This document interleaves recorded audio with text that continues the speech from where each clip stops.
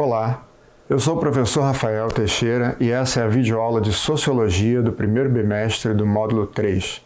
Estamos no ensino médio das unidades escolares da DIESP e nesse momento abordaremos o tema da cidadania e democracia. Assim, pegue seu caderno para que você possa fazer suas anotações, pois iremos falar sobre construção social, cultural e histórica desses conceitos, relacioná-los aos direitos civis, políticos e sociais como conceitos dinâmicos em um processo em constante expansão. Ao final desse estudo, você deverá ser capaz de compreender o conceito de cidadania e a construção histórica dos direitos civis, políticos, sociais e culturais como um processo em constante expansão.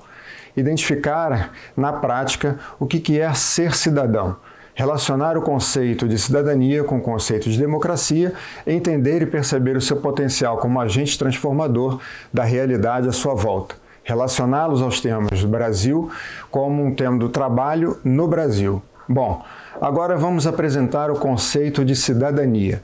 A origem da palavra cidadania vem do latim civitas, que quer dizer cidade. Mas a ideia de cidadania é muito antiga.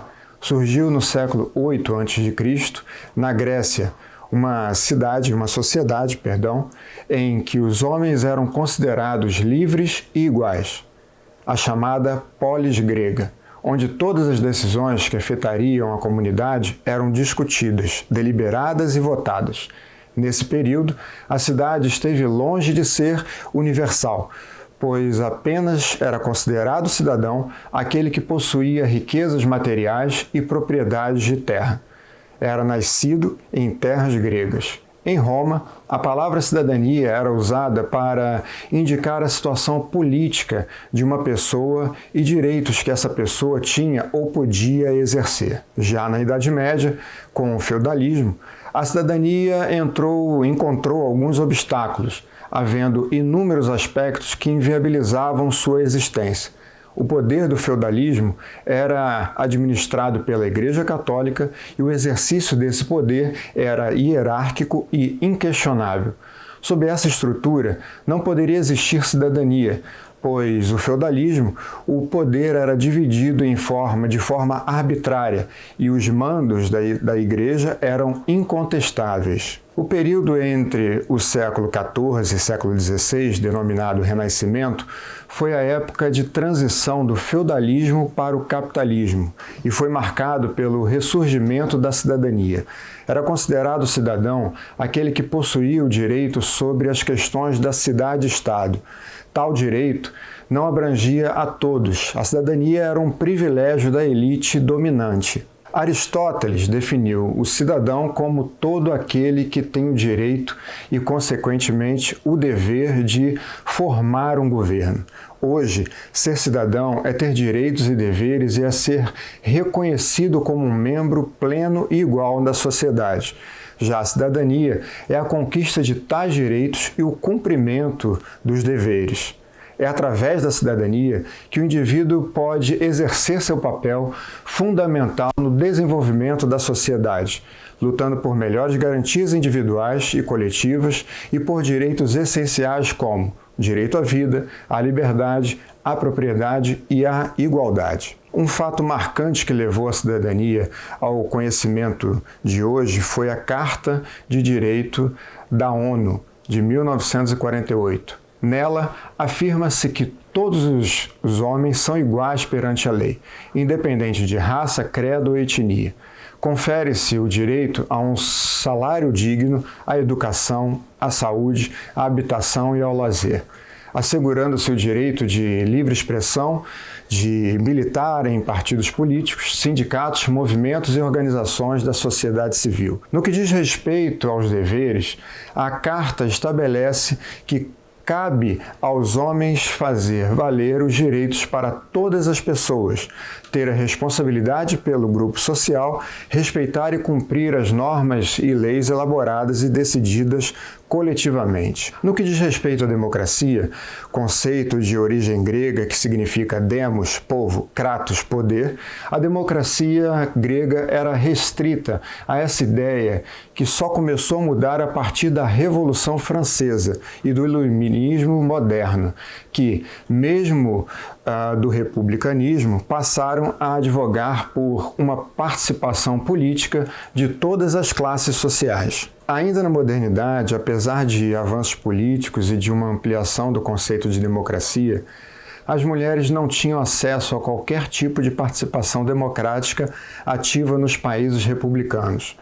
Fato que somente começou a ser revisto com a explosão no movimento feminista das sufragistas, que culminou na liberação, pela primeira vez na história, do voto feminino, na Nova Zelândia em 1893. Muitas pessoas explicariam que democracia é a presença de eleições, mas também há eleições nas ditaduras, como havia no Brasil durante o regime militar ou no Egito, em que o ditador ficou décadas sendo reeleito, e até mesmo em regimes totalitários como a Coreia do Norte, um dos mais fechados que o mundo já viu. As eleições ajudam a dar uma máscara democrática e de legitimidade a um regime autoritário, mesmo que não sejam eleições livres e nem competitivas. Outros diriam que é quando a maioria decide no momento de alguma escolha, o que é verdade e importante, mas não define tudo. Outros ainda definiriam como o governo do povo, o que também não é uma definição geral. Não existe uma resposta óbvia e direta. O conceito de democracia pode ser definido por diversos aspectos. Há ainda de se considerar as democracias que se apresentam em vários graus diferentes de desenvolvimento, desde aquelas características autoritárias até as democracias mais desenvolvidas. Já os direitos civis são relacionados às liberdades individuais. O artigo 5º da Constituição Federal de 1988 é responsável por garanti-los. Esse trecho da nossa Carta Magna define que, artigo 5º, todos são iguais perante a lei, sem distinção de qualquer natureza, garantindo-se aos brasileiros e a estrangeiros residentes no país a inviolabilidade do direito à vida, à liberdade, à igualdade, à segurança e à propriedade. Agora, os direitos políticos são aqueles que permitem e definem o funcionamento da democracia no Brasil.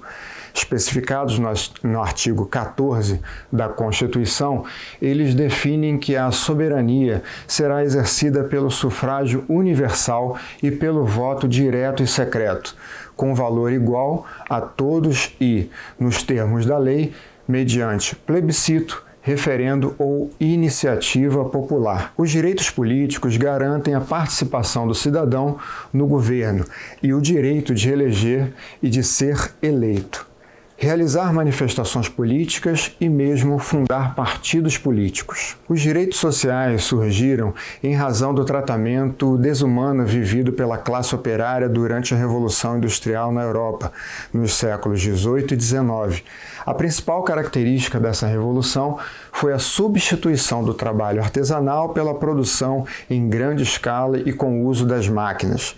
Os direitos sociais são coletivos e devem ser ofertados pelo Estado por meio de instituições políticas públicas. O artigo 6º da Constituição define que são direitos sociais a educação, a saúde, a alimentação, o trabalho, a moradia, o transporte, o lazer, a segurança, a previdência social, a proteção à maternidade e à infância e a assistência aos desamparados.